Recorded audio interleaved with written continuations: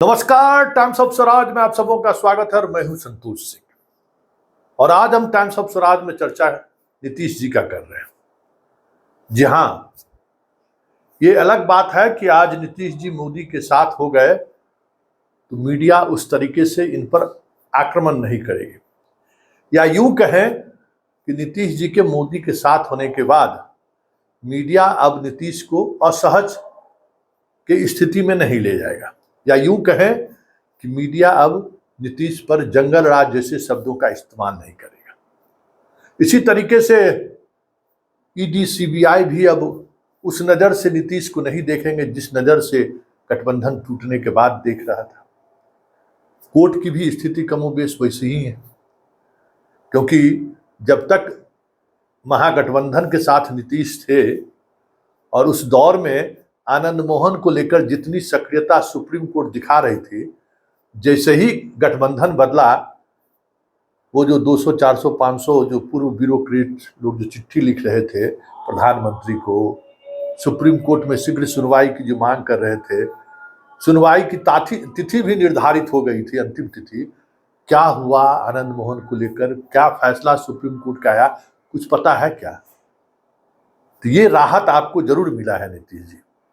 लेकिन जो कुछ भी दिख रहा है उससे भले ही आपको आज भी राहत मिलता हुआ नजर आए कि अनंत सिंह को आपने पेरोल पर छोड़ा है। अनंत सिंह जिस अंदाज में अपने इलाके में पहुंचे हैं और उसके बाद ललन सिंह के लिए जिस तरीके से जनसंपर्क अभियान कर रहे हैं, ऐसे में मीडिया, कोर्ट, ब्यूरोक्रेसी, चुनाव आयोग भले ही आप पर या आपकी सरकार पर सवाल खड़े ना करे, लेकिन सवाल तो जनता के दिल में उठेगा ही ना। क्या हो गया है नीतीश कुमार कि इस हाल में नीतीश कुमार पहुंच गए? सुशासन बाबू इस तरीके से गिर सकते हैं, किसी ने कल्पना भी की होगी?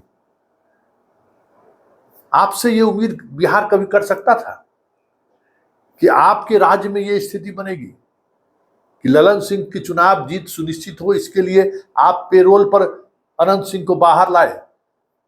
ये अंडर टेबल बात हो सकती है, क्योंकि कहा तो ये गया है कि वो अपने संपत्ति के बंटवारा करने के लिए बाहर निकले, मान भी लिया जाए। लेकिन निकलते ही जिस तरीके से वो जनसंपर्क अभियान की शुरुआत की है, ऐसे में तो सवाल उठना नीतीश बाबू लाजमी है, और हमारे जैसा पत्रकार तो सवाल करेगा ही करेगा।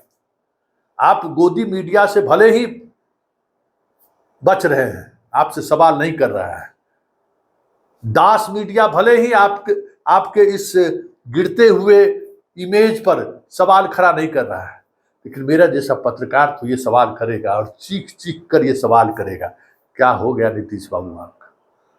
अरे आपने जो एक मिसाल कायम की थी बिहार में, किस मुंह से आप जंगल राज की बात करेंगे आज के बाद?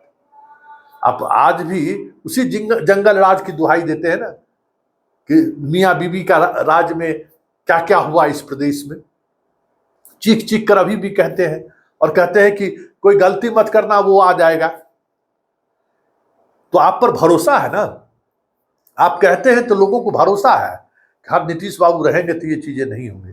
लेकिन आज जो कुछ दिख रहा है वो तो साफ दिख रहा है कि अब नीतीश पर भी भरोसा करना बेमानी है, क्योंकि जब कानून का राज ही नहीं रहा, जब कानून का वो धमक ही नहीं रहा, तो फिर नीतीश का होने या न होने का मतलब क्या होगा? तो आज जिस तरीके से अनंत सिंह पेरोल से बाहर आने के बाद ललन सिंह के लिए वोट मांग रहे हैं, इतिहास लिखेगा नीतीश बाबू, इतिहास लिखेगा।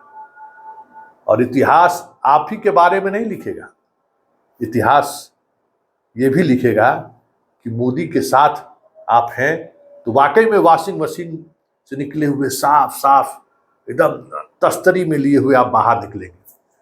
वहां वाकई में वो वॉशिंग मशीन है। कोर्ट, सुप्रीम कोर्ट तब तो कहता है कि संविधान खतरे में है, अगर वापसी हो गई अभी नरेंद्र मोदी का तो सब कुछ खत्म हो जाएगा। इलेक्शन कमीशन कहाँ है कि आप देख नहीं रहा है कि पेरोल से छूटने के बाद वो वोट मांग रहे हैं उम्मीदवार के, सजा हफ्ता है, उनको सजा हो चुकी है, वो उस व्यक्ति को पेरोल पर बाहर निकाला जा रहा है कि पारिवारिक जो विवाद है उसको सुलझाने के लिए, और वो वोट मांग रहे हैं।